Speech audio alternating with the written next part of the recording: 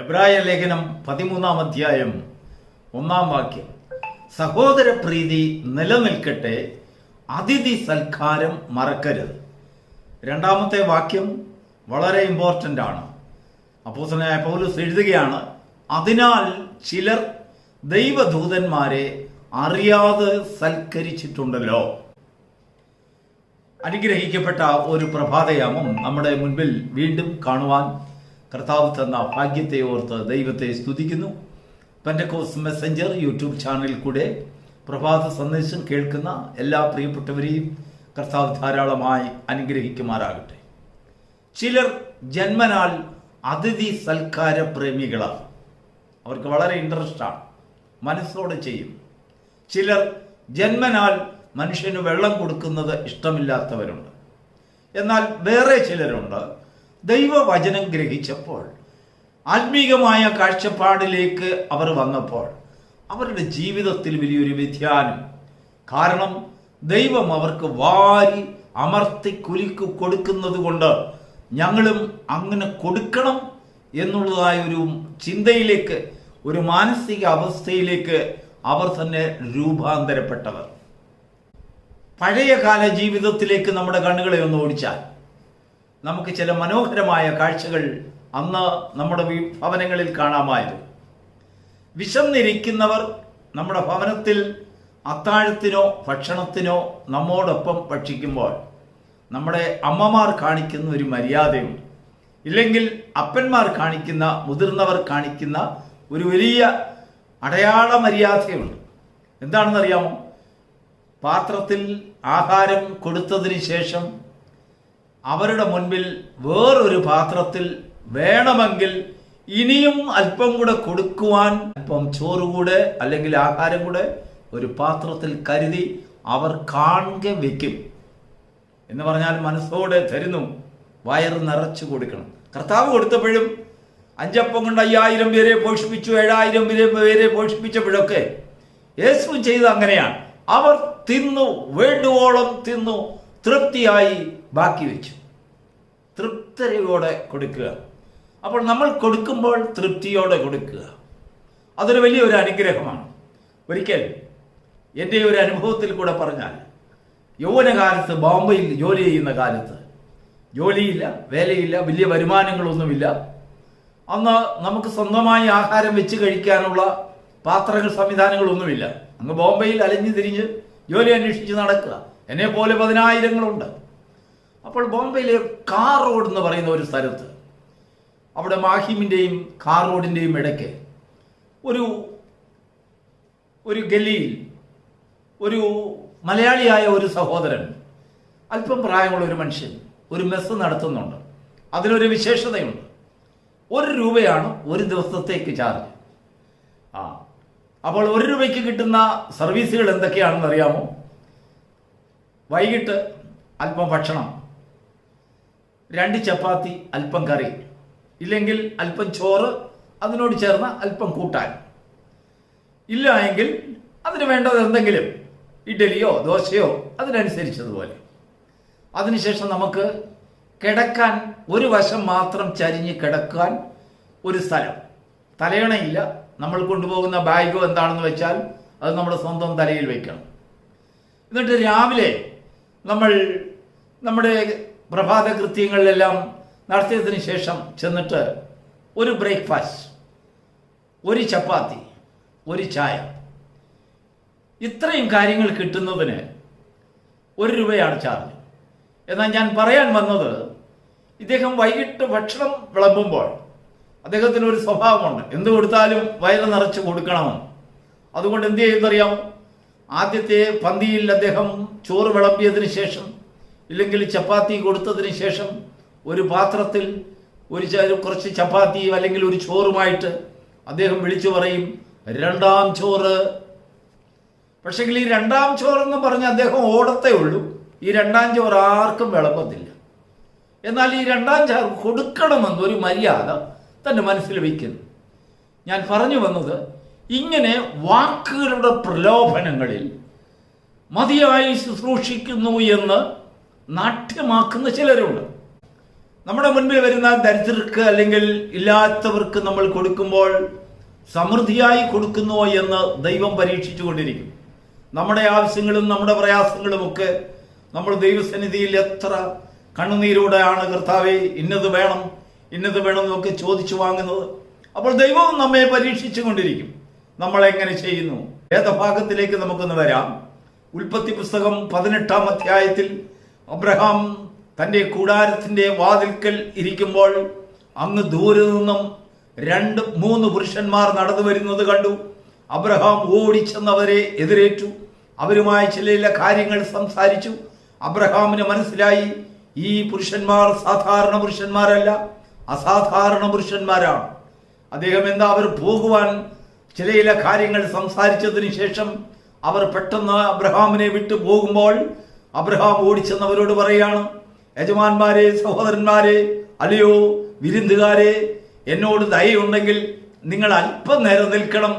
ഒരു കഷ്ണം, ഒരു മുറി അപ്പം നിങ്ങൾക്ക് ഞാൻ സെർവ് ചെയ്യാം, അത് കഴിച്ചിട്ടേ പോകാവൂ. ഇങ്ങനെ വിശന്നല്ലേ എൻ്റെ കൂടാരത്തിന്റെ അടുത്തേക്ക് വന്നത്? നിങ്ങൾക്ക് ഒരു പക്ഷേ ഇനിയും ദൂരെ യാത്ര ചെയ്യുവാനുണ്ടായിരിക്കും. അബ്രഹാമിന്റെ ആ സൽക്കാര സ്വഭാവം ദൈവം പരീക്ഷിച്ചു കൊണ്ടിരുന്നു. ആ പുരുഷന്മാർ സമ്മതിച്ചു. ദൈവദൂതന്മാരാണെന്ന് അബ്രഹാം തിരിച്ചറിഞ്ഞതേയില്ല. ആ പുരുഷന്മാർ അബ്രഹാമിന്റെ ആ അപേക്ഷ സ്വീകരിച്ചു. അബ്രഹാം ഓടിച്ചെന്ന് സാറയോട് പറയാണ്, അല്ലയോ സാറേ, നമ്മുടെ ഭവനത്തിൽ 2-3 വളരെ വിശേഷമായ അതിഥികൾ വന്നെത്തിയിരിക്കുന്നു. ഞാൻ അവർക്ക് കൊടുക്കാമെന്ന് പറഞ്ഞത് ഒരു മുറിയപ്പം. പക്ഷെങ്കിൽ നീ എന്ത് ചെയ്യണമെന്നറിയാമോ? 3 ഇടങ്ങഴി മാവും കൊണ്ട് പെട്ടെന്ന് അപ്പം ഉണ്ടാക്കണം.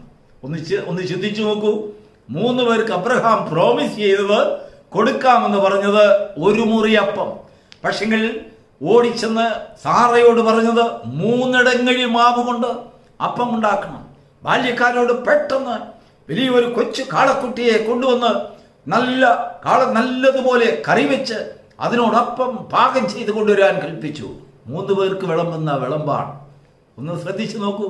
അബ്രഹാമിന്റെ മനസ്സിൽ, ഹൃദയത്തിൽ, തന്റെ ചിന്തയിൽ, ആത്മാവിൽ ആ 3 പേരെ അല്ല അബ്രഹാം കണ്ടത്, ഒരു വലിയ ഗണത്തെ അബ്രഹാം വിശ്വാസത്താൽ കാണുകയുണ്ടായി.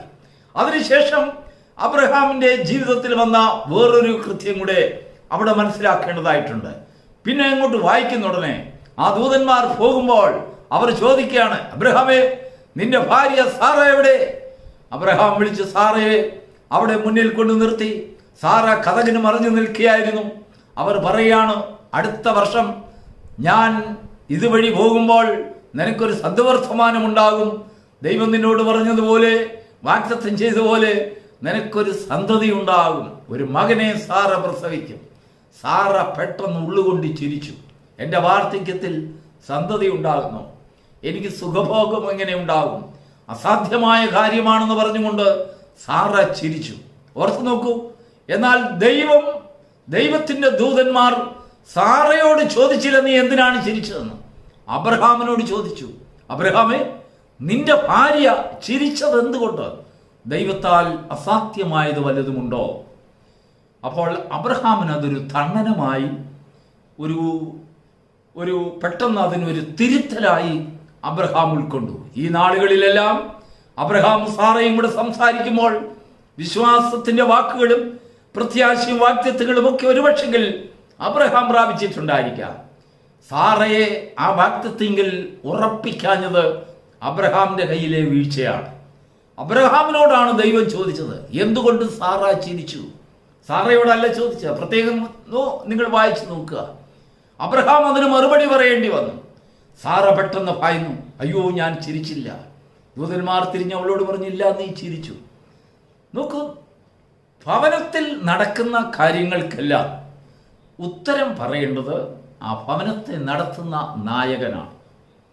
അത് പ്രത്യേകം നമ്മൾ ശ്രദ്ധിക്കുക. ഒരു കുടുംബത്തിലെ ചിട്ട, ഒരു കുടുംബത്തിലെ ഐക്യം, ഒരു കുടുംബത്തിലെ വിശ്വാസ ജീവിതത്തിന്റെ ആ വലിയ സമ്പന്നതയുടെ ആ ഒരു പതിവ് അല്ലെങ്കിൽ ഒരു പരിചയം, അത് കുടുംബത്തിൽ ഒത്തുചേർന്ന് നടപ്പാക്കണം.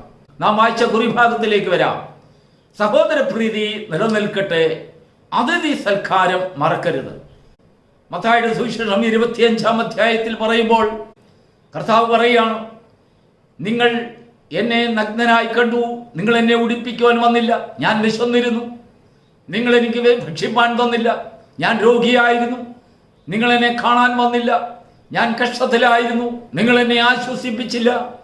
പക്ഷെങ്കിൽ ഇടത്തുള്ളവർ പെട്ടെന്ന് പറയാണ്, അയ്യോ യജമാനനെ, ഞങ്ങൾ നിന്നെ എപ്പോൾ നഗ്നനായി കണ്ടു, ഞങ്ങൾ നിന്നെ രോഗിയായി എപ്പോൾ കണ്ടു. ഞങ്ങളുടെ മനസ്സിലെപ്പോഴും നീ സർവശക്തനായ ദൈവം, അത്യുന്നതനായ ദൈവം, സ്വർഗാദി സ്വർഗത്തിൽ വസിക്കുന്ന ദൈവം, സകല ഭൂമണ്ഡലങ്ങളിലും വാഴുന്ന ദൈവം, ഇങ്ങനെ ഞങ്ങൾ നിന്നെക്കുറിച്ച് മഹത്തായ കാര്യങ്ങളല്ലേ പറഞ്ഞുകൊണ്ടിരുന്നത്. നിനക്ക് രോഗിയായി കിടക്കാൻ കഴിയുമോ? ഇല്ല. കർത്താവ് മറുപടിയായിട്ട് അവരോട് പറയാണ്, നിങ്ങളിൽ ഈ ചെറിയവരിൽ ഒരുത്തന് ചെയ്തത് എനിക്ക് ചെയ്തിരിക്കുന്നു. അപ്പോൾ ദൈവം ചെറിയവരിൽ ഒപ്പം സഞ്ചരിക്കുന്നു. എന്തിനു വേണ്ടിയാണെന്ന് അറിയാം? ചെറിയവരെ ഇഷ്ടപ്പെടുന്നത് കൊണ്ടല്ല, ചെറിയവരെ നോക്കി നീതിമാന്മാർ നീതി കാണിക്കുന്നത് എങ്ങനെയെന്ന് കണ്ടുപിടിക്കേണ്ടതിന് വേണ്ടി. നമ്മുടെ മുൻപിൽ ചെറിയവരെ ദൈവം സൃഷ്ടിച്ചത് നമ്മുടെ നീതിയെ ഉറപ്പാക്കുന്നതിന് വേണ്ടിയാണ്. ദൈവം നമ്മുടെ മുൻപിൽ ദരിദ്രന്മാരെ സൃഷ്ടിച്ചത് സ്വർഗത്തിന്റെ ആഗ്രഹം കൊണ്ടല്ല, എന്നാൽ ഒരു കൂട്ടം നീതിമാന്മാരെ ഭൂമിയിൽ സൃഷ്ടിക്കുന്നതിന് വേണ്ടിയാണ് ദൈവം ലോകത്തിൽ ദരിദ്രന്മാരെ സൃഷ്ടിച്ചത്. നമ്മുടെ നന്മയ്ക്ക് വേണ്ടി, നമ്മുടെ നീതി ഉറപ്പാക്കുന്നതിന് വേണ്ടി, ന്യായവിസ്താരത്തിൽ നമുക്ക് നല്ലൊരു പങ്ക് ലഭിക്കേണ്ടതിന് വേണ്ടി. സഹോദരപ്രീതി നിലനിൽക്കട്ടെ, അതിഥി സൽക്കാരം മറക്കരുത്. നമ്മുടെ ജീവിതത്തിൽ പ്രകൃതിദത്തമായി അങ്ങനെ ഒരു സൽക്കാര ചിന്താഗതി ഇല്ല എങ്കിൽ ദൈവവചനത്തിന്റെ ആഴത്തിലേക്ക് കടന്നു വരുമ്പോൾ നമ്മളിൽ സൽക്കാരമായ ഒരു പ്രസിദ്ധം അല്ലെങ്കിൽ സമൃദ്ധിയായ സൽക്കാര ചിന്താഗതി ഉണ്ടാകണം. ആ മനസ്സിനെ ദൈവം ഇഷ്ടപ്പെടുന്നു. നാം ആർക്ക് എന്ത് കൊടുത്തിരുന്നാലും അമർത്തി കുലുക്കി കൊടുക്കുന്ന അല്ലെങ്കിൽ വയറ് നിറയെ കൊടുക്കുന്ന ഒരു മനസ്സ് നമുക്കുണ്ടാകണം. ഒരുപക്ഷെ നമുക്ക് എല്ലാവരെയും പോഷിപ്പിക്കാനുള്ളതായ സമൃദ്ധിയായ ഒരു അനുഭവം ഇല്ലായിരിക്കാം, എന്നാൽ ആ ഹൃദയം ഉണ്ടെങ്കിൽ ദൈവം നിന്നെ പോഷിപ്പിക്കും. നീ അളക്കുന്ന അളവിനാൽ നിനക്ക് തിരികെ കിട്ടും. എന്തെല്ലാം കാര്യങ്ങൾക്ക് വേണ്ടി ദൈവസന്നിധിയിൽ കണ്ണുനീരൊഴുക്കുന്നില്ലേ? നീ ഏതെല്ലാം കാര്യങ്ങൾക്ക് വേണ്ടിയാണ് ഓരോ ദിവസവും പ്രാർത്ഥിച്ചു കൊണ്ടിരിക്കുന്നത്? നിന്റെ കുഞ്ഞുങ്ങൾക്ക് വേണ്ടി പ്രാർത്ഥിക്കുന്നു, നിനക്ക് വേണ്ടി പ്രാർത്ഥിക്കുന്നു, നിന്റെ കുടുംബത്തിന് വേണ്ടി പ്രാർത്ഥിക്കുന്നു. പക്ഷെങ്കിൽ നിന്നോടൊപ്പമുള്ളതായ നീ അറിയുന്നതായ ദരിദ്രരെ ഓർത്ത് ആർ പ്രാർത്ഥിക്കും? ആരവരെ പോഷിപ്പിക്കും? ദൈവം അവരെ പോഷിപ്പിക്കുന്നതിനായി നമ്മെ ആക്കി വെച്ചിരിക്കുകയാണ്. അവർക്ക് വേണ്ടി പ്രാർത്ഥിപ്പാൻ നമ്മയാണ് ആക്കി വെച്ചിരിക്കുന്നത്.